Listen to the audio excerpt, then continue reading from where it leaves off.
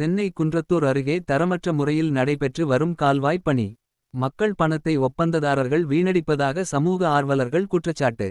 குன்றத்தூர் ஸ்ரீபெரும்புதூர் செல்லும் நெடுஞ்சாலை குன்றத்தூர் அருகே சாலையின் ஓரம் கால்வாய் பணிகள் நடைபெற்று வருகிறது.